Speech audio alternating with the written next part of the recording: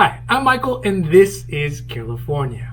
In this evening, there's potentially some good news for millions of Americans who are receiving SNAP and unemployment benefits. This is because this week, some Republican senators have said they'd be open to including food stamps and increased SNAP benefits into the next stimulus package. Additionally, the White House has offered an additional $400 per week bump to the standard unemployment benefit, both of which will be included in the next round of stimulus package if Congress can get a bill passed by the end of this week. So tonight, we're going to discuss the continued negotiations between Congress and the White House for the next stimulus package and two provisions in particular: SNAP and food stamps, as well as enhanced and unemployment benefits. Now, this is your 5-minute nightly dose. So let's make this quick. But before we do that, if you like this information, if you find it interesting, if you find it helpful, please don't forget to like and subscribe. That way you can get updates when our newest and most informative videos become available. First, in the HEREOS Act, the Republican proposal for the next round of stimulus checks, there was initially missing any sort of support of enhancements to food stamps or SNAP benefits. These programs provide much needed food assistance to millions of Americans struggling with hunger and have been growing in size due to the recent pandemic and the lockdown. But the benefits provided have not been sufficient to help people afford the increased cost of food. With the exception of temporary measures under the CARES Act that bumped up SNAP benefits and created the PEBT benefit, food resources have not kept pace with the rising cost of food. In stark contrast to the HEREOS Act, the Democratic HEREOS Act proposal includes increases of SNAP benefits up to 15%, an additional $10 billion in food assistance till the end of the pandemic. Republicans, obviously trying to be frugal, left SNAP benefits out of their vision of the next stimulus package. But this week, Republican senators are starting to express their openness and the necessity for additional SNAP benefits to be included in the next stimulus package. Republican Senator Pat Roberts of Kansas City said that he raised the issue with the leader of the Senate, Republicans, Mitch McConnell, and said that they are taking a look at it and they think that they can get some positive results. So this is a great sign. It means that there is a potentiality for new SNAP and PPP benefits in the next stimulus package. The other benefit that is still being batted around is enhanced unemployment benefits. Under the CARES Act, people were given $600 a week in enhanced unemployment benefits, but these benefits ended at the end of last month, and there is yet to be a solid consensus on whether or not there will be another round like this in the next stimulus package. Last week, President Trump had been very vocal about extending the $600 enhanced weekly benefit, or potentially even raising it.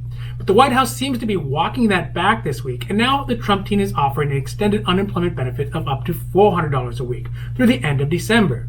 Although this is less than the $600 people have been used to, it is still considerably more than the limited unemployment benefits that have been proposed by Republican senators. Mostly, they've been proposing unemployment benefits that max out at a percentage of a person's pre-pandemic income, so maybe 70% or even 100%, or some sort of low set benefit amount. But so far, the Senate numbers have been much, much lower than either the president's or the Democrats' proposed amounts. The big question really is not if Americans should get these benefits, but how much food support and unemployment would people really need to continue to survive. Right now, even with the increased food benefits, SNAP monthly payments are only really high enough just to keep people out of starvation.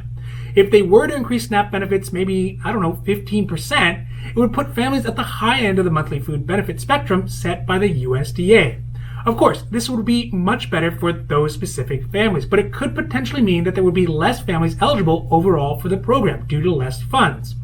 For unemployment, the $600 weekly benefit is undoubtedly generous and would be ideal for those people who need the money for their daily living.